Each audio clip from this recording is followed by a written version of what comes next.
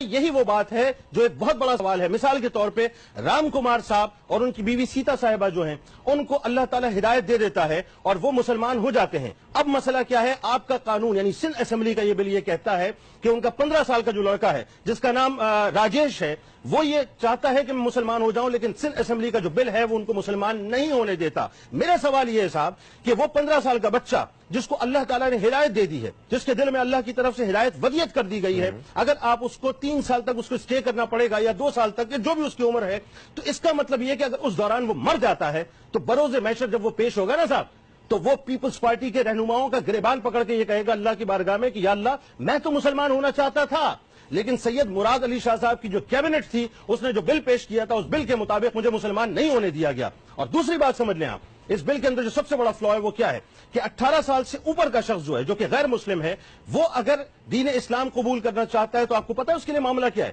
21 دن تک اسے ایک سیف ہاؤس میں رکھا جائے گا، یعنی فیصلہ کرنے سے پہلے اسے سوچنے کا وقت دیا جائے گا، اسے مختلف مذاہب کے لٹریچرز دیے جائیں گے اور اس سے کہا جائے گا کہ اپنے فیصلے کو ریکنسائل کرو. یعنی اس کا مراد یہ ہوئی کہ اللہ اس کو جو ہے ہدایت دینا چاہتا ہے، بندہ اس کو سیف ہاؤس میں رکھ کے 21 دن کا موقع دینا چاہتا ہے کہ وہ سوچے کس کی سانس کی ضمانت ہے کہ کون کتنا زندہ رہے گا. جس کو ہدایت اللہ نے دے دی ہے، یہاں سندھ اسمبلی کا کون سا ایسا قانون ہے یا کون سا ایسا لیڈر ہے جس کے پاس یہ پاور ہے کہ وہ اللہ کے اور رسول کے قانون کو ڈیویٹ کرے، اس کو ایک طرف رکھے اور اس کو 21 دن کا موقع دے؟ اس کا مطلب یہ ہے کہ آپ مکمل طور پر اللہ اور اس کے رسول کے قانون کے خلاف بات کر رہے ہیں. مجھے ایک بات بتائیے، اسلامی جمہوریہ پاکستان آپ اسے کہتے ہیں فہیم بھائی، جی اسلام کے نام پر اس کی بنیاد رکھی گئی ہے، اسٹیٹ کا مذہب جو ہے دین اسلام ہے. یہ کیسی عجیب سی بات ہے کہ پاکستان ایک اسلامی ملک ہے، اسلام کے ماننے والوں کی اسمبلی ہے، اسلام کے چاہنے والے اسمبلی کے اندر اکثریت میں بیٹھے ہیں، اسلام ہی کے ماننے والے مسلمانوں کے سامنے بل پیش ہوتا ہے اور اسلام ہی کے ماننے والے مسلمان جو ہیں اسلام کے خلاف اور مسلمانوں کے خلاف یعنی امر بالمعروف و نہی عن المنکر کے خلاف جو ہے وہ ایک بل پیش کرتے ہیں اور یہ کہتے ہیں کہ صاحب مسلمان جو ہے وہ سندھ کے اندر تبلیغ نہیں کر سکتا. میں ایک بات کہنا چاہتا ہوں، دیکھیں اقلیتوں کا جہاں تک تعلق ہے میں ان کے ساتھ ہوں، میں کھڑا ہوں ان کے ساتھ، جہاں جس فورم پہ میری ضرورت ہوگی میں کھڑا ہوں گا. میں مانتا ہوں کہ صاحب 1000 کے قریب بچیاں جو ہیں اسٹیٹسٹکس کے مطابق جبری طور پر اندرون سندھ کے اندر جو ہے وہ کنورٹ کی جاتی ہیں. یہ انتہائی سفاکانہ کام ہے، وحشیانہ کام ہے، درندگی ہے یہ بلکہ میں یوں کہوں کہ عقیدوں کے حوالے سے یہ دہشت گردی ہے بنیادی طور پہ. لیکن صاحب اس کا مطلب یہ نہیں ہے، یہ بات یہاں تک ٹھیک تھی کہ جبری طور پہ آپ کسی کو کنورٹ نہ کرائیں، لیکن بالرضا اگر کوئی شخص جو ہے وہ کنورٹ ہونا چاہتا ہے اسلامی جمہوریہ پاکستان میں وہ آپ اس کو نہیں کرنے دینا چاہتے. دوسری بات یہ ہے دنیا میں بڑی بڑی سیکولر اسٹیٹس موجود ہیں، سیکولر ممالک موجود ہیں. امریکہ نے آج تک پابندی نہیں لگائی صاحب، اس طرح کا کوئی بل پیش نہیں کیا. وہاں تو فریڈم آف اسپیچ ہے. کیا وہاں جبرن مسلمان کیا جاتا ہے لوگوں کو یا جبرن ہونا نہ ہونا ایک الگ موضوع ہے، لیکن وہاں پر کم از کم قدغن بھی نہیں لگائی جاتی کہ آپ تبلیغ نہ کریں. ہاں صحیح. یعنی دیکھیں نا، بات یہ ہے کہ بھارت کی ہم بات کرتے ہیں، کتنی بڑی سیکولر اسٹیٹ ہے، کتنا بڑا سیکولر ملک ہے، لیکن وہاں پر اس قسم کی کوئی قدغن نہیں ہے. لگی تو کہاں لگی؟ آگ اپنے ہی دامن میں اپنے ہی گھر پہ لگی. میرا ماننا یہ ہے، میرا کہنا یہ ہے صاحب، بلاول بھٹو زرداری صاحب، مراد علی شاہ صاحب، بہت مزے سے آپ دیوالی منانے کے لیے گئے تھے نا، جائیے ہندو برادری کو آپ سپورٹ کیجئے. ووٹوں کا معاملہ ہے نا، آپ کو ووٹ چاہیے، آپ ووٹوں کے لیے سارا کام کر رہے ہیں، آپ اور کچھ نہیں کر رہے. آپ کو ہندو برادری کی بنیادی طور پہ جو سپورٹ چاہیے، آپ نے دیوالی منائی، آپ نے جا کر وہاں پر آرتیاں جو ہے وہ اتاری، آپ نے وہاں پہ جا کے پوجا پاٹ کی. میں یہ کہتا ہوں صاحب یہ کرنے کی بجائے اگر آپ ہندو برادری کے بنیادی مسائل کی طرف آ جاتے نا، وہ بہت اہم بات ہوتی فہیم بھائی.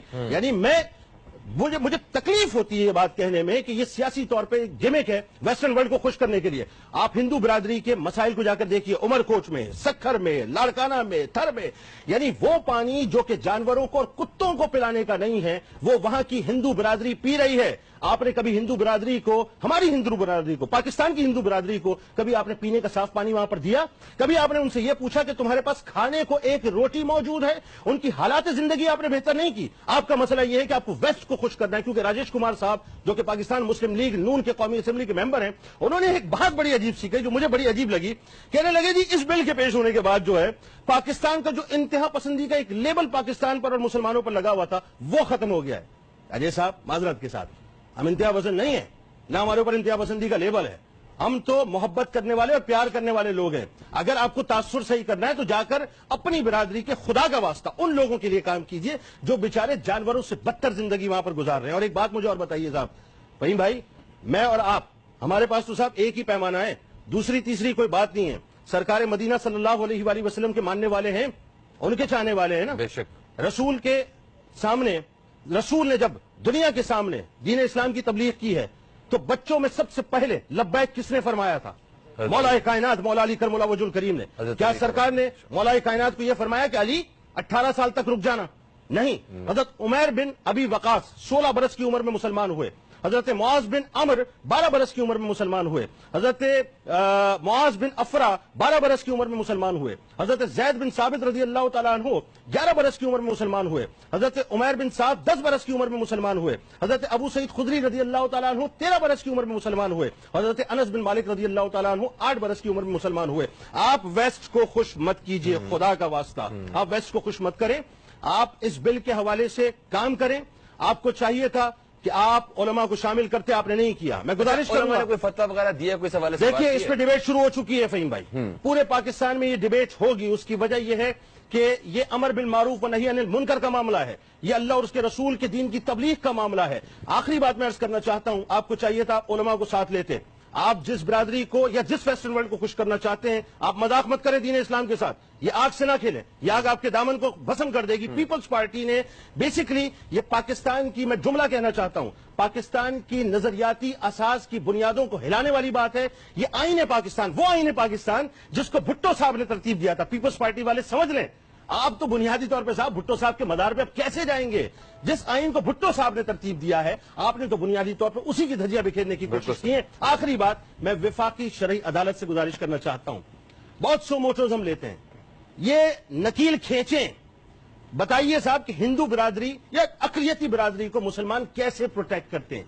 ऐसे नहीं, उनके खिलाफ ऑपरेशन जरूर करें जो जबरी तौर पर मुसलमान कर रहे हैं, लेकिन साथ साथ इस बात का तदारुक होना चाहिए कि ये इस्लामी जमहूरिया पाकिस्तान अल्लाह और उसके रसूल के मानने वालों का है, जो अपनी दीन की तबलीग भी करेंगे और हर अंदाज से अपने पैगाम को भी पहुंचाएंगे।